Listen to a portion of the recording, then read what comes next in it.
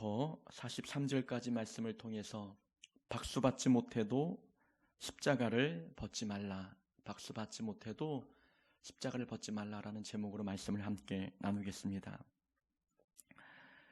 화요일마다 저를 포함해서 4명의 목사님이 함께 모여 본인이 지난 주일 설교했던 내용을 가지고 함께 나누는 시간을 갖고 있습니다.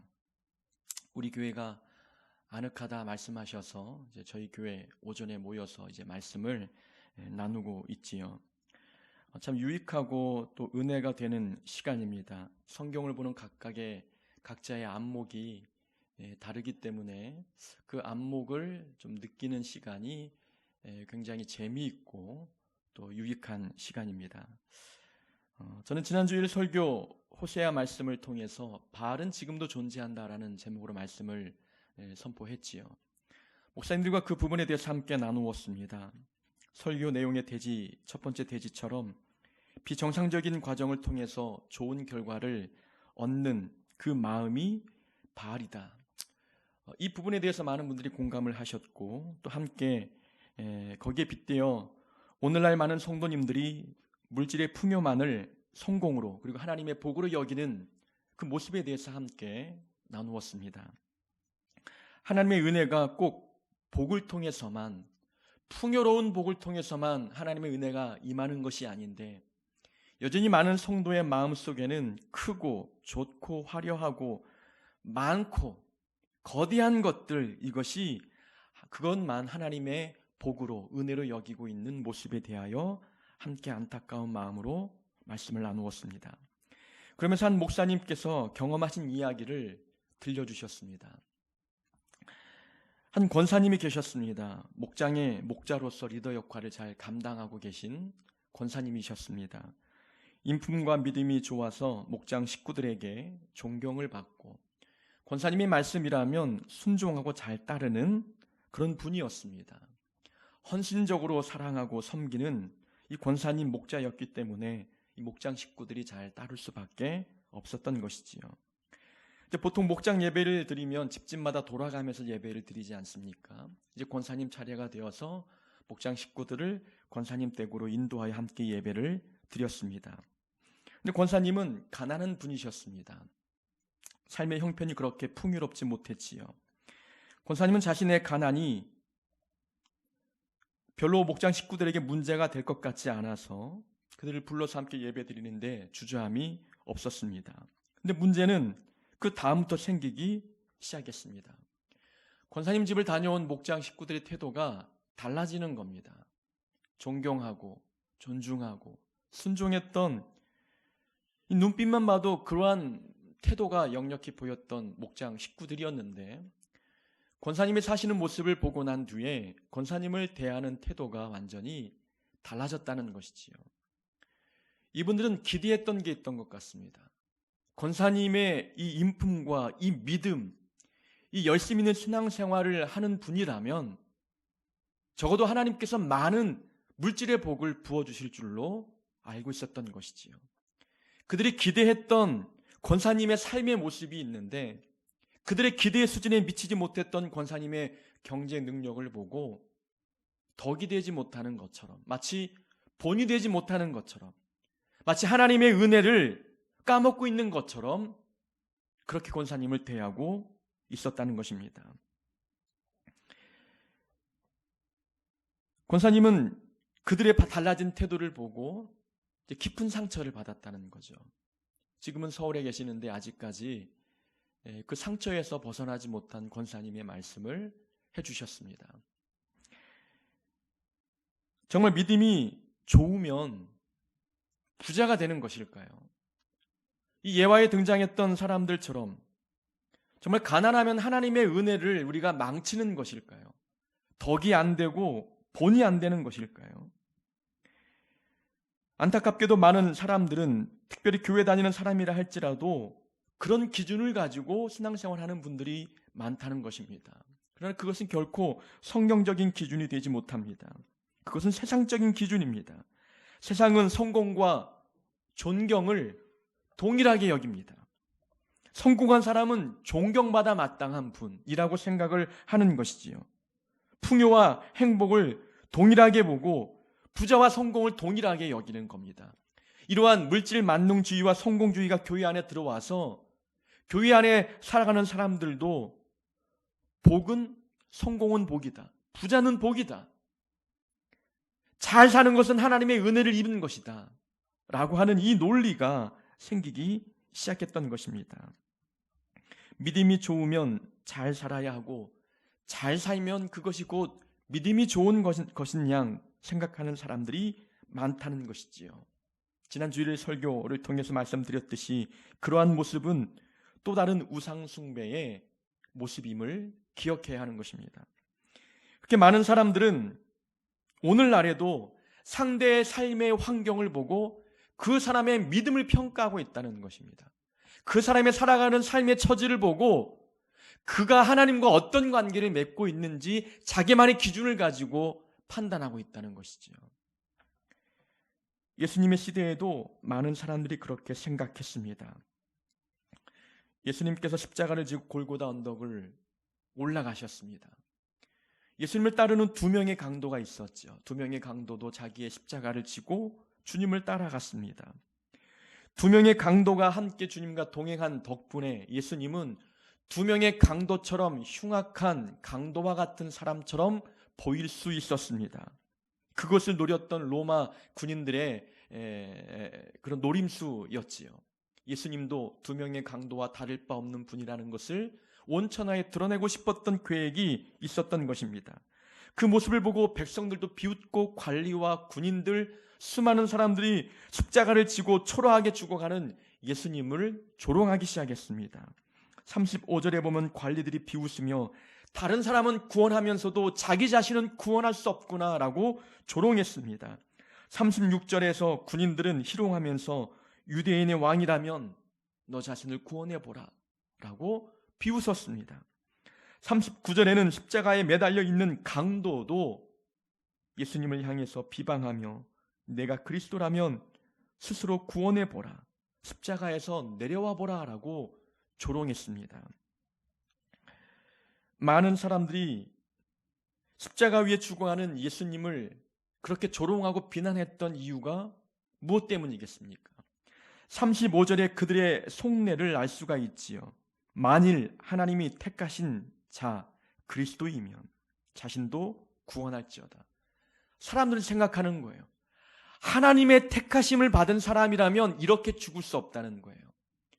하나님이 택한 사람이라면 이렇게 십자가 위에 극악무도한 죄인들만 처형당하는 그 십자가 위에 죽어갈 수 없다고 생각을 했던 겁니다.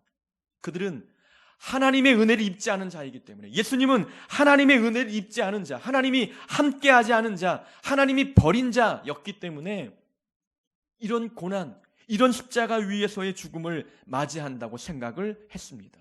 살아생전 예수님이 어떤 선한 일을 했건 어떤 기적을 베풀었건 지금 그의 끝은 이렇게 초라하게 죽어가는 모습이니 분명 예수님은 하나님께 택함 받은 자가 아니라고 믿어버렸습니다.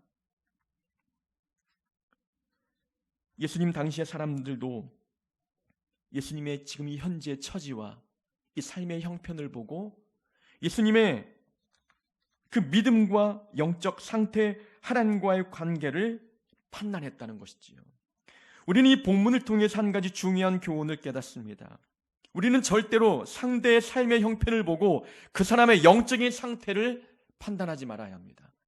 그 사람의 살아가는 삶의 처지, 경제적 상황, 그들의 학벌, 이것을 보고 그 사람의 믿음을 속단하지 말아야 된다는 것입니다. 삶의 형편이 어떠하든 그가 하나님과 어떤 관계를 맺고 있는지 그것은 삶의 환경과 처지를 통해서 보여줄 수 있는 것이 아닙니다. 예수님이 십자가 위에서 죽어간다고 해서 하나님께 버림받은 것일까요? 그렇지 않습니다. 예수님은 하나님께 귀하게 쓰임받고 있는 중입니다. 온 인류를 구원하기 위해서 십자가 위에서 죽어가는 것이지요. 하나님의 계획이었고 하나님의 뜻이었습니다. 예수님이 십자가 위에 직접 제물이 되어 구약의 예언을 성취하시고 하나님께 나아가는 구원의 길을 활짝 열어주셨습니다. 하나님은 십자가를 통해 당신의 구원의 계획을 이루기 위해서 예수님에게 십자가를 짊어지고 십자가 위에 못 박아 죽게 하시는 겁니다. 십자가를 지고 가는 모습이 사람들 눈에는 초라하게 보이고 보잘것없는 것처럼 보이고 창피하게 보여도 예수님은 하나님께 사랑받는 아들이었고 하나님의 계획을 이루어가는 귀한 일꾼이었습니다. 그런데 사람들은 그런 실수를 많이 합니다. 삶의 형편을 보고 상대방의 영적 상태를 예단하지요. 가난하면 하나님 앞에 선택받지 못한 자, 은혜받지 못한 자라고 하는 생각을 갖습니다. 자기의 기준에 미치지 못하는 경제적 수준과 사회적 직분을 보고 그 사람의 믿음을 믿음 없다라고 판단해 버린다는 것이지요. 대단히 잘못된 태도입니다. 믿음은 물질의 많고 적음과는 상관이 없지요. 믿음과 삶의 형편은 무관한 것입니다. 부자가 복받고 가난하면 복을 받지 못했다? 그렇지 않다는 거죠. 우리는 성경 속에 부자와 거지 나사로 이야기를 알고 있습니다. 부자는 그야말로 부자입니다. 근데 나사로는 거지예요. 경제적 수준을 볼 때에 두 사람의 극차는 하늘과 땅 차이였습니다. 그런데 누가 믿음이 있었습니까? 누가 하나님의 선택받은 자였고 누가 구원에 이를 수 있는 자였습니까? 부자가 하나님의 은혜를 입고 복을 받은 자입니까? 그렇지 않다는 거죠. 구원의 복은 거지 나사로에게 임하였습니다. 두렙돈 헌금을 바쳤던 과부의 이야기도 알고 있습니다. 가장 작은 단위의 헌금을 하나님께 드렸지만 예수님은 과부를 칭찬하셨습니다. 칭찬했다는 것은 과부의 믿음이 누구보다도 더 귀하고 값지고 크다는 것을 인정한 것 아니겠습니까? 경제적 수준이 좋지 못했지만 이 과부는 하나님과의 관계를 올바로 맺고 있었고 하나님 모실 때에 누구에게도 본이 될 만한 믿음을 소유하고 있는 여인이었습니다. 성경도 우리에게 증언합니다. 삶의 형편과 믿음은 절대로 연관이 있는 것이 아니라는 겁니다. 믿음이 좋아도 삶의 형편은 어려울 수 있습니다. 하나님 관계가 좋아도 건강치 못할 수 있는 겁니다. 하나님 앞에 영적으로 충만해 있어도 우리 삶이 힘들고 고난의 연속일 수 있다는 것입니다. 우리는 상대방의 형편을 보며 그 사람의 믿음을 판단하지 말아야 하지만 그 반대로 우리 자신에게도 적용해야 합니다.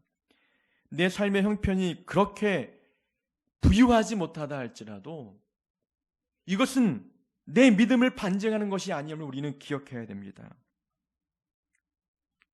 돈이 많고 적음의 문제는 하나님의 관심 밖의 문제예요. 우리는 이 물질의 풍요와 성공, 명예, 권력 이것은 믿음과는 무관합니다. 그런데 믿음과 관련 있는 것이 있지요. 그것을 대하는 태도, 권력을 대하는 태도, 돈을 대하는 태도, 성공을 대하는 태도 이것은 믿음과 관련이 있습니다. 믿음 있는 사람 중에 부자도 있고 가난한 자도 있지요. 근데 그 자체는 믿음과 무관합니다. 그러나 이 돈을 대하는 우리의 마음의 태도는 믿음과 관계가 있다는 것입니다. 돈을 주인 삼고 욕망과 욕심을 위해 돈을 쌓아두고 이렇게 돈의 노예가 되어 살아야 한다면 그것은 믿음이 없는 것이지요. 권력을 쫓고 있는 모습이 있다면 믿음이 없는 것입니다. 권력과 돈과 명예를 얻어야만 이 땅에서 삶을 행복하게 누릴 수 있다고 생각하는 그 태도가 믿음이 없는 겁니다. 물질의 많고 적음, 권력의 높고 낮음, 성공했고 실패 이 여부는 우리의 믿음과는 관계가 없지만 그것을 대하는 태도에는 믿음과 관련이 있습니다. 앞에서 예화로 들었던 권사님의 이야기를 보면 권사님의 삶을 보고 실망하며 존중하지 않았던 사람들, 그들은 삶의 형편과 처지를 대하는 태도가 세상적이었습니다. 가난하게 사는 권사님이 믿음이 없는 것이 아니라 가난을 믿음 없는 것처럼 본 그 성도의 영적 상태가 믿음이 없는 것입니다. 우리는 십자가를 지고 주님을 따르는 자들이지요. 십자가를 진다는 그 자체는 고난을 감수하는 겁니다. 그럼 예수 믿는 자가 고난과 고통 가운데 거하는 모습을 누군가 보았을 때에 조롱할 수 있지요. 어찌 하나님 살아계시고 하나님의 택함 받은 자라면 어찌 그렇게 살 수 있느냐 말할 수 있습니다. 그럼 우리가 그 십자가를 통해서 얻어지는 이 고난의 삶을 대하는 태도는 믿음과 관련이 있는 것입니다. 예수님은 십자가를 짊어지실 때에 거부하지 않으셨고 순종하셨습니다. 기쁨으로 짊어지셨지요. 이것이 믿음입니다. 내게 주어진 십자가의 삶, 고난과 고통의 삶, 이것이 하나님의 뜻을 이루는 과정이라면 기꺼이 감당하는 그런 마음의 자세를 보여주고 있는 것이 믿음 좋은 모습 아니겠습니까? 삶의 형편을 보고 상대의 영적 상태를 판단하지 맙시다. 누군가 우리에게 조롱해도 내 삶의 처지가 믿음 없는 것을 반증하는 것이 아님을 우리는 분명히 기억하고 시험에 들지 말아야 합니다. 35절에 보면은 군인들이 예수님의 옷을 제비 뽑는 모습이 나옵니다. 마지막 예수님이 입고 있던 옷을 벗겨 제비 뽑아 나누어 가졌지요. 이 행위가 시편 22편 18절의 말씀을 성취하고 있는 모습입니다. 시편에 보면은 내 겉옷을 나누며 속옷을 제비 뽑나이다. 이 구약의 말씀이 십자가 아래서 지금 성취되고 있는 것이지요. 구약의 말씀이 성취되고 있다는 것은 이 십자가의 모든 상황이, 십자가 위에서 죽어가시는 예수님의 모든 상황이 하나님의 계획대로 진행되고 있다는 것이지요. 하나님이 일하고 있다는 증거입니다. 근데 많은 사람들이 고난에 빠지고 감당할 수 없는 큰 고통 가운데 놓이면 하나님이 나를 위해서 일하지 않는 것처럼 느낍니다. 그렇게 사람들이 나를 바라보고 비난하고 조롱하지요. 얼마나 죄를 범했으면 그런 고난을 당하느냐라고 상처 주는 말을 하는 분들도 있습니다. 우리 스스로도 내 삶이 잘 풀리지 않을 때에 수많은 고난 가운데 허덕이며 살아가는 내 삶을 바라보면서 왜 하나님은 나를 위해서 일하지 않느냐라고 우리는 불평할 때도 있다는 것입니다. 많은 사람들은 예수님의 십자가의 죽음을 바라보면서 그렇게 생각했습니다. 하나님이 예수를 버렸다라고 생각하죠. 택하지 않았다. 그런데 우리가 본문을 보니 하나님은 예수님을 위해서 일하고 계셨고 예수님의 십자가를 통해서 놀라운 일들을 이루고 계셨습니다. 하나님은 예수님을 버린 것이 아니라 택하시고 예수님을 통해서 놀랍게 일하고 계셨습니다. 어려운 형편을 보고 하나님의 일하심을 의심하지 말아야 합니다. 내 삶의 고난을 보고 하나님은 왜 나를 위해 일하지 않느냐라고 판단하지 말아야 된다는 것이죠. 하나님은 강력하게 일하고 있는 거예요. 많은 사람들이 말하지요. 너가 하나님께 택함 받은 자이면 십자가 위에서 내려와 봐라. 군인들의 조롱과 백성들의 비웃음, 강도의 조롱, 이들의 목적은 무엇입니까? 유대인이 왕이면 십자가 위에서 내려와 봐라. 너 자신을 구원해 봐라. 그들이 말하는 구원은 십자가에서 내려오는 겁니다. 십자가를 벗는 거예요. 다시 말하면 십자가의 고난을 벗어던지는 것, 거기서 해방되는 것이 이 세상 사람들이 말하는 하나님의 은혜, 하나님의 구원이라고 생각을 하고 있습니다. 그것은 사단이 원하는 일입니다. 십자가 위에서 내려오는 것, 십자가를 벗어던지는 것, 내게 주어진 십자가를 짊어지지 않고 포기하는 것, 이것은 사단이 원하는 일이지 하나님의 일이 아니라는 것입니다. 예수님이 십자가 위에서 내려오지 아니하고 철저히 죽어가는 이 모습은 하나님이 여전히 강력하게 일하고 있다는 증거입니다. 내가 예수를 열심히 믿는데 내 어깨에는 무거운 십자가가 짊어지고 내 삶은 십자가 고난 때문에 여전히 내 마음이 힘들고 어렵다면 하나님이 나를 통해서 강력하게 일하고 계시는 겁니다. 사람들은 나를 향해서 내 삶의 처지를 보고 하나님이 너를 위해서 일하지 않는 것 같아 라고 비난할지라도 우리는 그러한 말에 넘어가지 말아야 합니다. 그들의 소리는, 그들의 유혹의 소리는 내게 주어진 십자가를 벗게 만들기 위한 목적입니다. 하나님은 우리를 향해서 자기 십자가를 지고 따르라 말씀하셨습니다. 하나님이 원하시는 것은 십자가를 지고 가는 거예요. 십자가의 길을 걷는 겁니다. 십자가를 통해 얻는 고난을 감당하는 겁니다. 이것이 하나님이 일하심의 증거입니다. 내 삶이 뜻대로 풀리지 않는다고 하나님이 나를 위해서 일하지 않는 것처럼 낭망할 이유가 없습니다. 예수님은 기도하셨습니다. 아버지, 저들을 사하여 주옵소서. 자기들이 하는 것을 알지 못함이니이다.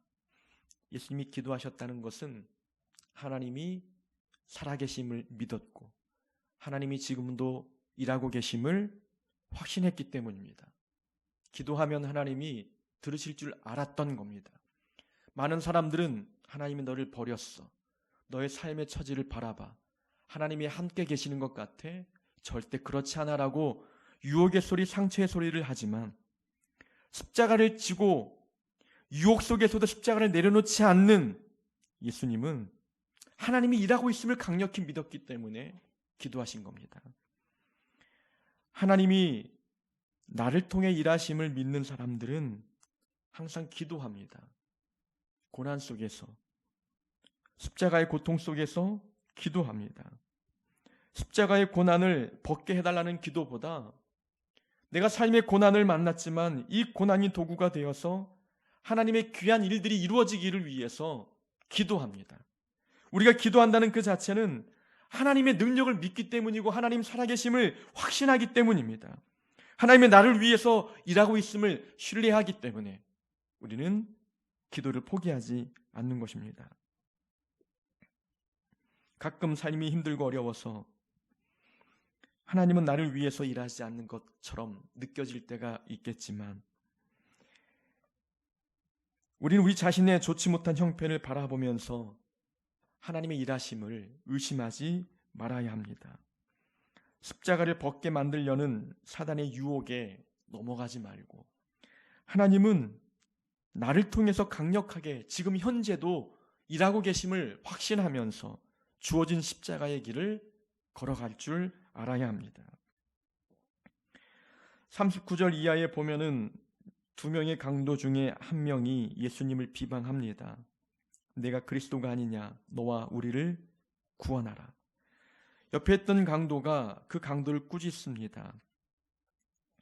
십자가 위에서 그렇게 죽어가면서도 어찌 예수님을 비방하느냐, 하나님이 두렵지 않느냐. 우리는 우리가 행한 죄에 대해서 마땅한 벌을 받고 있지만 예수님이 행한 일에는 옳지 않은 일이 없다. 예수님은 흠이 없는 분이다라고 이야기합니다. 그러면서 예수님께 이렇게 부탁하죠. 예수여, 당신의 나라에 임하실 때에 나를 기억하소서. 같은 장소에 있는 두 사람이지만 한 사람은 예수님을 비방했고 한 사람은 구원에 이르렀습니다. 동일한 기회가 주어졌지만 누구는 그 기회를 얻었고 그래서 구원에 이르렀지만 한 사람은 그 기회를 놓쳐버렸습니다. 우리가 여기서 주목할 점은 모든 사람들이 다 비방하고 조롱하고 십자가에서 내려와 보라고 비웃을 때 하나님은 예수님의 십자가를 통해 한 강도를 구원하고 계셨습니다. 단 한 번도 하나님을 위해 살아본 적이 없던 강도, 마지막 죽음을 앞둔 순간에 하나님 그 강도의 마음을 변화시키셔서 그를 구원해 주셨습니다.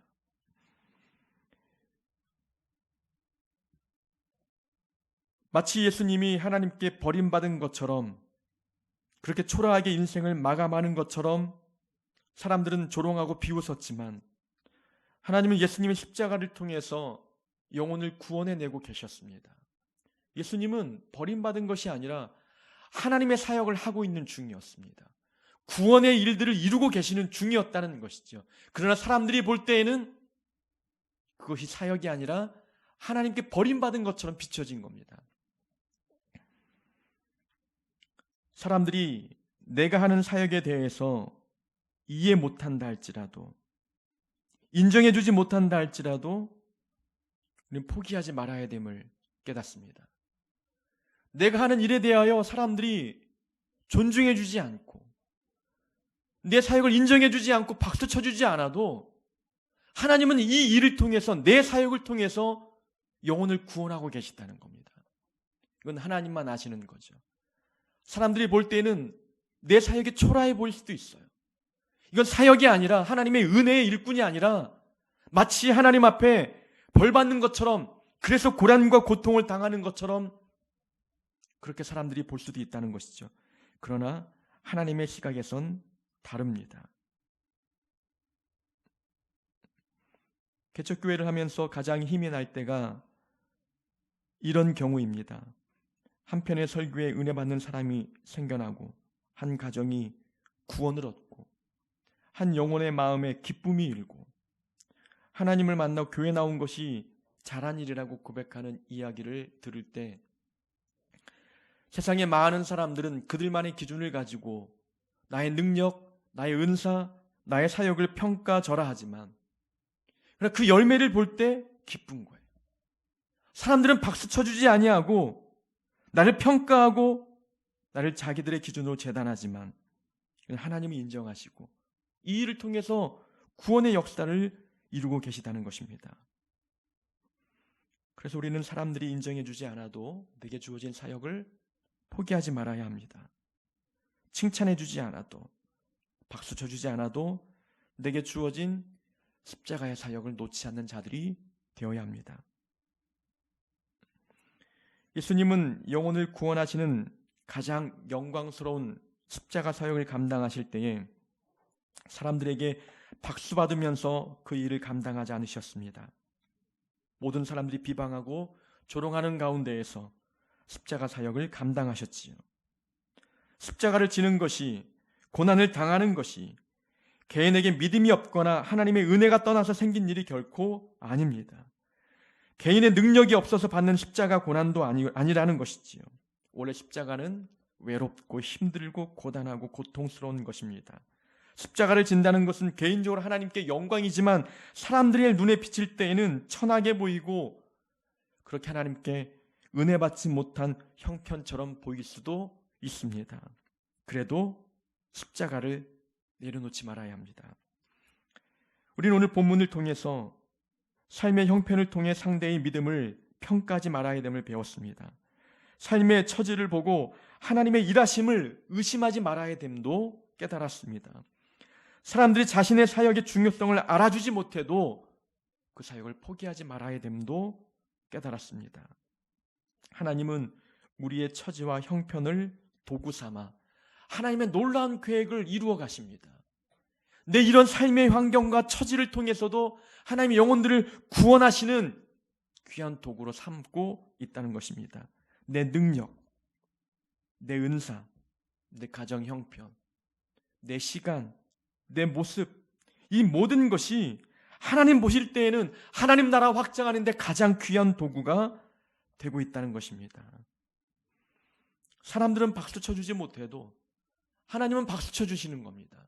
칭찬해 주시고 쓰다듬어 주시고 위로해 주시고 십자가를 벗지 않도록 우리 마음에 열매가 있다는 것을 우리 눈으로 보게 만드시는 겁니다.